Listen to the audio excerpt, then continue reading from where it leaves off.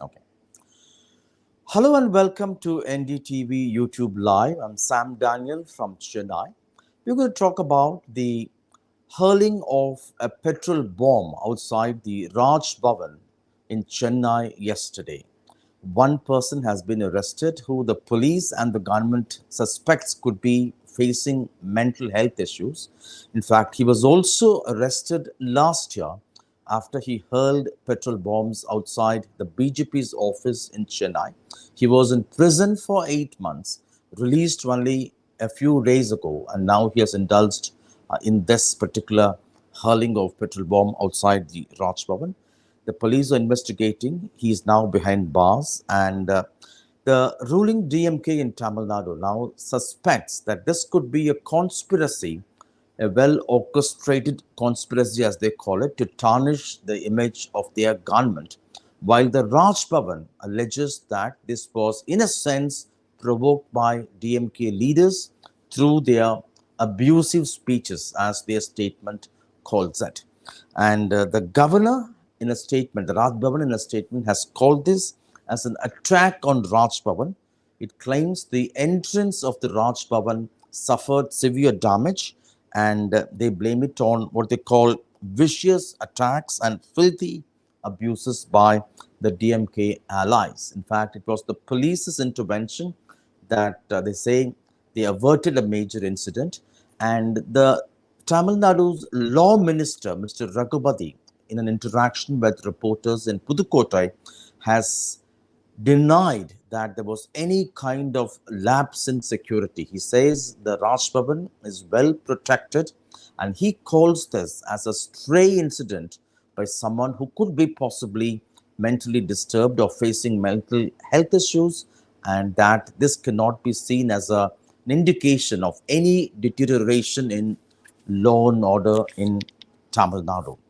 And the governor says this is being seen as a threat, as an attack on Raj Bhavan, to what he calls to restrain him from discharging his constitutional duties. And the minister has responded saying that they have not provoked, they have not made any abusive remarks against the governor, but they have only responded to allegations made by the Tamil Nadu governor, Mr. Ravi, and there's no reason for the ruling DMK to indulge in this kind of incidents because it will only ultimately tarnish their image, and they say investigation will bring out the truth.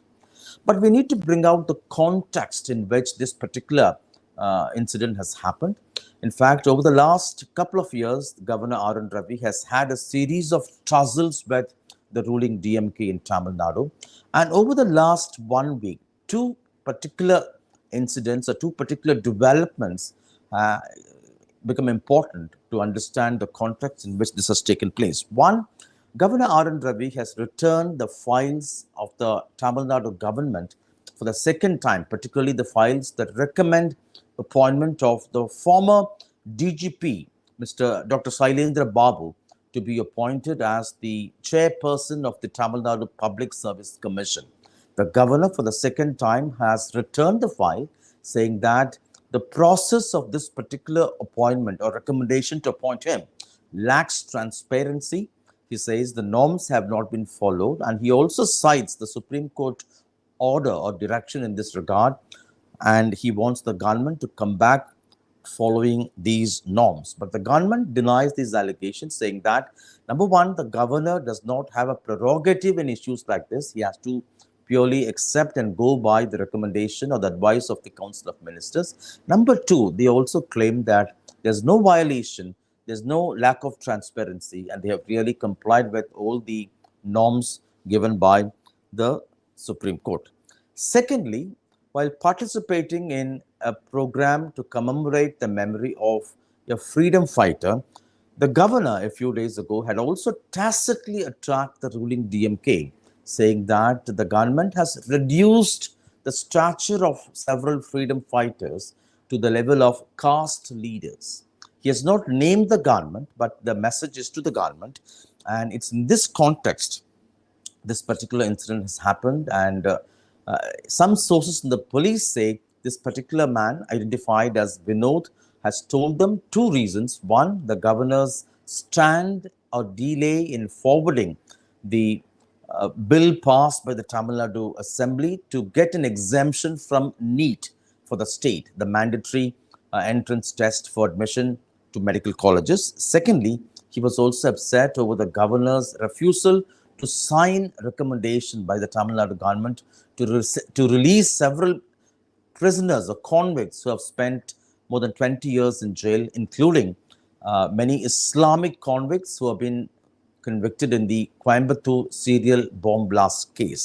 And over the last 2 years, the governor has had several tussles with the ruling DMK in Tamil Nadu. To begin with, he delayed giving assent or to forward the bill passed by the Tamil Nadu Assembly seeking exemption from NEET. Tamil Nadu for years did not have any entrance exam for medical admission, arguing that these are stressful. These deny a level playing field for people, for students, particularly coming from rural areas and coming from poor families who cannot afford private coaching, and that this particular system only favors the private coaching centers and those who can afford private coaching centers. And secondly, he also refused to sign the cabinet recommendation recommending the release of the convicts in the Rajiv Gandhi assassination case who had spent more than 25 years in jail. And ultimately, it was the Supreme Court that intervened, used its own powers to release these prisoners. And at least on two or three such cases, the Supreme Court had made it very clear that the governor doesn't have in issues like this his own standpoint or powers, but he or she has to have to abide by the recommendation or the advice of the Council of Ministers. And thirdly, for instance, he also suggested a name change for the state from Tamil Nadu to Tamilagam, and that something had touched a raw nerve. And at some point, the Tamil Nadu cabinet, including the Chief Minister M.K. Stalin, also had boycotted the at-home reception called for by the governor.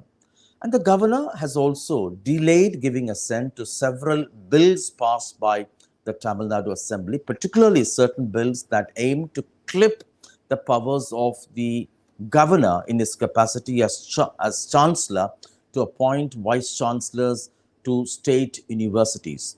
And the governor, in a few off-camera and informal interaction with a few journalists, he has said that he has the powers to delay giving assent, and that is only should be seen as a graceful way of saying no. In other words, a polite way of saying they've been rejected, and that he purely goes by the books. And in another significant development, which also in a sense became a flashpoint, the governor also, during his address in the Tamil Nadu Assembly, had skipped from the official speech given to him by the Tamil Nadu government, the ruling DMK, and he avoided reading names of leaders including Ambedkar, Annadurai, Kamarajar, and Karunanidhi. And at that time, the Assembly quickly adopted a resolution saying that the speech made by the governor will not be recorded, will not go on the records, and only the official speech given to him that would go on record, after which the governor had walked out of the Tamil Nadu Assembly. And very recently, as I had said earlier, the governor had not accepted the recommendation to release many of the prisoners, including Islamic convicts convicted in the Coimbatore serial bomb blast case. Although the government feels they have spent enough time, more than 20 years, some have become very old, facing many health issues. And the DMK has been arguing that the governor, Mr. Ravi, appointed by the BJP government at the center, practically functions like a BJP or an RSS spokesperson trying to further the interests of the right of the party of the BJP, and that they allege he scuttles the development of Tamil Nadu in several ways by blocking several bills passed in the Tamil Nadu Assembly. And they say there is a pattern in the way the governors in opposition ruled states behave, taking a kind of a confrontational stand with elected governments, running a parallel government, humiliating or challenging the powers of duly elected governments in place. And they say governors in BJP ruled states, they have a very different style of functioning. They do not indulge in this kind of confrontation, and they are very peaceful, they're very quiet there. And that's the larger political tussle that's going on between the ruling DMK and Governor R. Ravi. But this particular issue of the hurling of petrol bomb outside the Raj Bhavan, although there's no, in terms of loss of property or loss of life, this has come as a huge embarrassment in a sense to the ruling DMK in Tamil Nadu, particularly ahead of the elections due in around 6 months' time. And this, in a sense, has given fodder to the opposition to take up these issues. For example, the former chief minister and the AIADMK chief Edappadi Palaniswamy has called this as an example of deterioration of law and order in the state.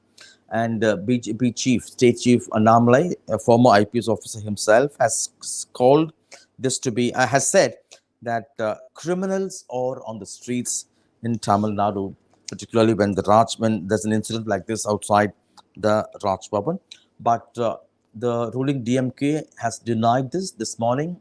The state's law minister, Mr. Raghupathi, says this is a stray incident. The police acted immediately, instantly, he says, and have made sure, have averted any kind of major incident there. And the Chennai Police too. In fact, there is a kind of a claim and counterclaims between what the Raj Bhavan says and what the police say. The Raj Bhavan says there was severe damage outside at the entrance of the Raj Bhavan, but the police deny that. They say that there was no damage at all. And in that sense, we'll have to wait and see how this would play out in the months to come. But certainly many look at this in a sense as an embarrassment, going by the optics that something like this has happened outside the Raj Bhavan. But the DMK denies this, calling this as a kind of a false narrative being set in motion by the opposition.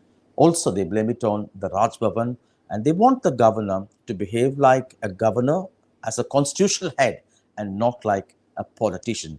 And certainly, this is not the end of this. Thank you for your time, and thank you for watching.